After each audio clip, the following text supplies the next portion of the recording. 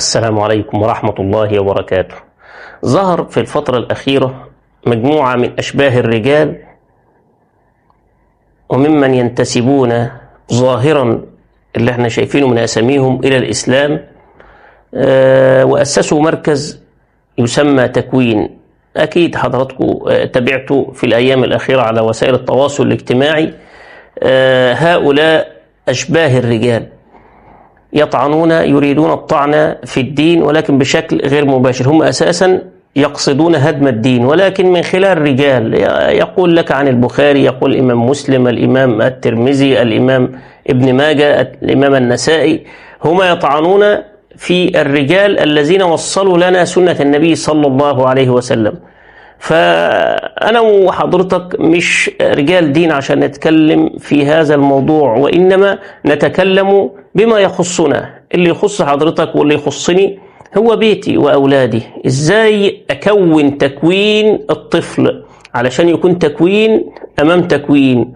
هم بيعملوا تكوين لهدم الدين وأنت بتعمل تكوين الطفل لبناء الدين. فهنتكلم مع الطفل بطريقة سلسة وبسيطة عن تعرفهم برب العالمين الذي خلقنا والذي يرزقنا، وعن سنة النبي صلى الله عليه وسلم واتباع هدي النبي، وإيه أخلاق النبي صلى الله عليه وسلم. كان يعرف قبل البعثة بالصادق الأمين كما سنرى في باقي الفيديو إن شاء الله. إن أنت بتكون ولدك وتربي وتعلم ولدك أساس الدين الصحيح والعقيدة الصحيحة. بهذا نكون قد حاربنا هذا التكوين. بهذا التكوين حاربنا التكوين الذين صنعوه أشباه الرجال لمحاربة الدين. فأنت رب ضرة نافعة، أنت تكون ولدك وابنتك على حفظ كتاب الله عز وجل وحفظ سنة النبي صلى الله عليه وسلم والتخلق بأخلاقه. تابعونا.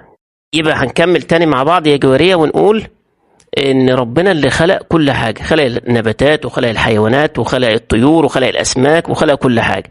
طيب ربنا خلقنا ليه؟ علشان نعبده. قال الله تعالى: وما خلقت الجن والإنس إلا ليعبدون. وما خلقت الجن والإنس إلا ليعبدون. وربنا كمان يا أولاد أرسل لنا سيدنا محمد عشان يعلمنا إزاي نصلي. في فيديو هنعرضه دلوقتي لجوارية أصحابي، جوارية وجودي، وهم بيصلوا وباباهم بيعلمهم إزاي يصلوا. طيب مين اللي علمنا الصلاة؟ سيدنا محمد صلى الله عليه وسلم. أرسل لنا الله تبارك وتعالى، أرسل سيدنا النبي محمد صلى الله عليه وسلم علشان يعلمنا إزاي نعبده، يعلمنا إزاي نركع وإزاي نسجد، وإزاي إن الظهر 4 ركعات والعصر 4 ركعات والمغرب 3 ركعات. الله تبارك وتعالى أمرنا بالصلاة في القرآن الكريم ولم يبين لنا كيفية الصلاة. من اللي وضحها لنا؟ سيدنا النبي. الله تبارك وتعالى أمرنا بالحج. من اللي علمنا الحج؟ سيدنا النبي صلى الله عليه وسلم. لما نسمع سيرة النبي نقول إيه؟ عليه أفضل الصلاة والسلام. ممتاز، ما شاء الله. انت تستاهل على دي جايزة، خدي يلا. لما نسمع سيرة سيدنا النبي نقول ايه؟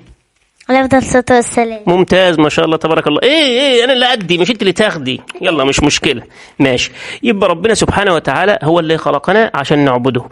وايه الدليل او ايه الآية اللي في القرآن على ان ربنا سبحانه وتعالى هو ربنا الذي ربانا ورب كل شيء؟ مين اللي حافظ الفاتحة فيكم يا بنات؟ أنا. سماعي الفاتحة يا جدو. هديك على جايزة. بسم الله الرحمن الرحيم. الحمد لله رب العالمين الرحمن الرحيم مالك يوم الدين. كنا نعبد وإياك نستعين اهدنا الصراط المستقيم صراط الذين أنعمت عليهم غير المغضوب عليهم ولا الضالين. آمين. مش ولا الضالين ولا الضالين، ماشي. ولا الضالين، ماشي تمام. سماعي الفاتحة انت كمان. يجي خدي جايزة اهي. حوشال العيد بس هنبقى نقسمها مع بعض في العيد، ماشي. قولي يا جواري سورة الفاتحة. بسم الله الرحمن الرحيم الحمد لله رب العالمين الرحمن الرحيم مالك يوم الدين إياك نعبد وإياك نستعين اهدنا الصراط المستقيم صراط الذين أنعمت عليهم غير المغضوب عليهم ولا الضالين. آمين. انتوا ليه الاتنين جايبين الميم في الآخر؟ ولا الضالين. بصي لي. ولا الضالين. لا مش إيم، ولا الضالين. ولا الضالين. ايوه بالنون كده. الله ينور عليك. ايه خدي يا ستي. ماشي. خلي بقى دول معاكي عشان هنسال اسئله تانية وعليها جوائز. تمام. يبقى ربنا ايه الله سبحانه وتعالى يا أصحابي، الله سبحانه وتعالى هو ربنا الذي خلقنا وهو الذي ربانا. الحمد لله رب العالمين. وسيدنا النبي صلى الله عليه وسلم يعني علمنا إزاي نحج، فقال خذوا عني مناسككم، خذوا عني مناسككم. احنا عايزين نقول يا أولاد إن مين اللي خلق الشمس يا جودي؟ ربنا. مين اللي خلق القمر؟ ربنا. مين اللي خلق الورد؟ ربنا. مين اللي ادانا الأكل والشرب؟ ربنا. ما شاء الله تبارك الله. طيب مش احنا عندنا أغنية في الحضانة أو نشيد في الحضانة بنسمع إيه؟ يا كتكوت يا صغير مالك كده متحير، ها؟ مين طلع لك ريش؟ مين طلع لك ريش؟ بابا ده؟ لا إلا. ماما دي؟ ماما دي؟ لا إلا. أمال مين؟ هو رب العالمين. ممتاز ممتاز. يبقى ربنا اللي خلق كل حاجة، خلق الطيور وخلق الحيوانات وخلق الإنسان وخلقنا عشان إيه يا أصحابي؟ عشان نعبده. قال تعالى وما خلقت الجن والإنس إلا ليعبدون. تمام يا أولاد؟ طيب في عبادات باللسان زي إيه يا جوهرية؟ إن إحنا نقرأ القرآن، وإن إحنا نذكر ربنا، تمام، وإن إحنا نصلي على النبي صلى الله عليه وسلم، وإن إحنا نستغفر ربنا. وفي عبادات يا جودي بإيه؟ عبادات بالجسم، إن إحنا زي الصلاة زي الحج. طيب إحنا هنتكلم يا أولاد إن شاء الله ونكمل مع بعض. ربنا أرسل لنا سيدنا محمد علشان يعرفنا إزاي نعبد ربنا، إزاي نصلي، إزاي نصوم، إزاي نحج. طيب من أخلاق سيدنا النبي صلى الله عليه وسلم كان صادق. ينفع نكذب على ماما يا جودي؟ يا جورية؟ لا. ينفع نكذب على بابا؟ لا. يبقى ربنا بيحب الايه؟ بيحب الصدق، صح يا جودي؟ صح. تمام، ربنا بيحب الصدق. خدي كمان جايزه يا جودي عشان عارف انت عايزه تحوشي للعيد. خدي انت كمان جايزه. ماشي. يبقى ربنا يا اولاد بيحب الصدق. سيدنا محمد صلى الله عليه وسلم قبل البعثه كان يسمى الصادق الامين، الصادق الامين. صلى الله على محمد صلى الله عليه وسلم. نسمع اسم الرسول نقول ايه؟ على أفضل الصوت والسلام. ماشي يا بنات. فإحنا سيدنا محمد صلى الله عليه وسلم علمنا إزاي نعبد ربنا وإزاي نصلي إزاي نصوم، وكان من صفاته صلى الله عليه وسلم الصادق الأمين. يبقى ربنا بيحب إيه؟ بيحب الصدق. طيب وربنا بيحب إيه كمان؟ اللي بيصلي. وربنا بيحب إيه كمان؟ اللي بيصوم. وربنا بيحب إيه كمان؟ اللي لسانه حلو. ربنا بيحب إيه كمان يا جودي؟ اللي بيسمع كلام ماما، صح ولا لأ؟ صح. تمام. يبقى ربنا بيحب ايه يا ولاد؟ عايزين نعرف ربنا بيحب ايه. ربنا بيحب الصدق، وربنا بيحب الامانه، وربنا ما بيحبش ايه يا جودي؟ ما بيحبش الولد الكذاب. ينفع الولد يبقى كذاب؟ لا. كده غلط. يبقى سيدنا النبي صلى الله عليه وسلم كان يتصف يا اصحابي، خلي بالكم انه كان قبل الاسلام اصلا كان يسمى الصادق الامين. تمام. ربنا بيحبش الاغاني. ينفع نشغل اغاني؟ لا. ربنا مش بيحب الاغاني. ربنا مش بيحب الكذب، صح ولا لا؟ ربنا بيحب القرآن. الله الله ما شاء الله تبارك الله. ربنا بيحب القرآن، بيحب اللي يقرأ القرآن، بيحب اللي بيصلي، صح ولا لا؟ صح. تمام. ربنا بيحب اللي بيقرأ القرآن يا أصحابي، بيحب اللي بيذكر ربنا، بيسبح ربنا، بيحمد ربنا، بيقول لا إله إلا الله. بيقول مثلا احنا في أيام حج أهو، بيقول إيه؟ لبيك اللهم. ها قول. لبيك. ها قولوا مع بعض. لبيك. قولوا مع بعض. قول يلا. لبيك اللهم لبيك، لبيك لا شريك لك لبيك، إن الحمد والنعمة لك والملك لا شريك له. لا شريك لك. لا شريك لك. لا شريك لك. ممتاز. لبيك اللهم لبيك، لبيك لا شريك لك لبيك، إن الحمد والنعمة لك والملك لا شريك لك. اهو دي ذكر اهو ربنا بيحبه، ذكر باللسان ربنا بيحبه. ديت الحج ان شاء الله ربنا يرزقنا واياكم. قولوا امين. الله اكبر. الله اكبر ولله الحمد. بتاعت العيد بقى، دي بتاعت العيد. الله اكبر الله اكبر الله اكبر لا اله الا الله، الله اكبر الله اكبر ولله الحمد. ممتاز. كده احنا ذكر ربنا اهوت. ربنا بيحب الذكر، ربنا ما بيحبش الاغاني، ربنا ما بيحبش الافلام، ربنا ما بيحبش المسلسلات. ان ربنا بيحب القران، بيحب الذكر، بيحب اللي يصلي، بيحب اللي يصوم، بيحب اللي يطيع النبي صلى الله عليه وسلم ويبقى عنده اخلاق زي النبي صلى الله عليه وسلم، وبيحب الصدق. اخلاق النبي صلى الله عليه وسلم كانت الصدق وكانت الامانه، كان يعرف بالصادق الامين. يبقى احنا بنحب النبي، بنقلد النبي ونعمل زي النبي صلى الله عليه وسلم. اللي وصل لنا الدين هو سيدنا النبي صلى الله عليه وسلم، واللي وصل لنا سيرة سيدنا النبي صلى الله عليه وسلم هم الصحابة رضوان الله عليهم.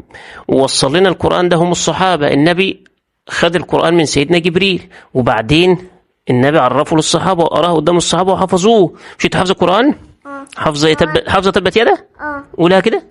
تبت يد عبد الله وتب، أغنى عنه ماله وكتب، سيصنع نار ذات لهب وامرأته حملة الحطب في جيد حبل من مسد. ممتاز. سمعينا بقى تبت يد انت كمان يا جوارية. هات الفلوس. خدي يا ستي الفلوس. ماشي يا ستي، وكل حاجة بالفلوس بتمنها. اتفضلي يا جوارية.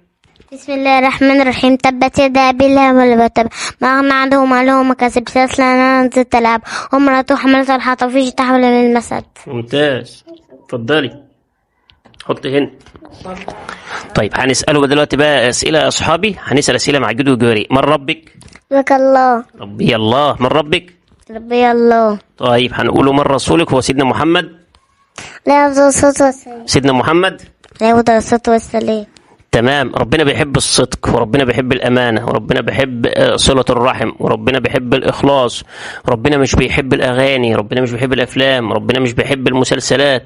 ربنا بيحب اللي يصلي واللي يصوم واللي يحج. ربنا بيحب الحاجات دي كلها. وسيدنا النبي صلى الله عليه وسلم علم أصحابه القرآن، وزي ما سمعنا من جودي وسمعنا من جوارية بعض صور القرآن زي سورة الفاتحة وسورة المسد، تبت يدا أبي لهب وتب، وسمعوها دلوقتي قدامكم يا أصحابي.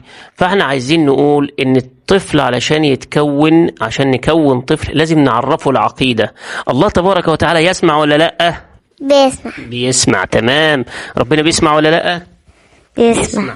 عشان خاطر احنا لما نقول يا رب ارزقنا، يا رب ربنا يرزقنا. يا رب ادينا اكل او شرب او بيت، ربنا يدينا. صح ولا لا؟ فهو ربنا بيسمعنا. ربنا سميع بصير. ربنا سميع بصير. ويا أصحابي دلوقتي في نهاية الحلقة عايزين نشوف مين اللي كسب معانا، فريق البحيرة ولا فريق الأنطرة. عد كده يا بحيرة الفلوس بتاعتك. فلوس 2 3 4. اسمها 4 على فكرة مش 4. ماشي. 5 6 7 8. ممتاز. نشوف بقى الأنطرة الإسماعيلية هتعمل إيه. فريق الإسماعيلية معانا. يلا عدي يا اسماعيليه. عدي يا انطراوي. انا اسماعيليه مش الانطراوي. امال 2-1 يا بنت. الاسماعيليه الانطره في اسماعيليه. يلا 1 2 3 4 5 6 7 8 9 10. انا معايا 10. الانطره كسبت كده يا اصحابي. الانطره كسبت. بس تمام. ما تنسوش اللايك والاشتراك وفعل زر الجرس عشان يوصل لكم كل جديد. مع السلامة. اسمع بقى مش تحرجيني. مع السلامة. مع السلامة. مع السلامة. الانطراوي هيكسب. البحيرة هتكسب برضه. الانطرة لا برضه البحيرة.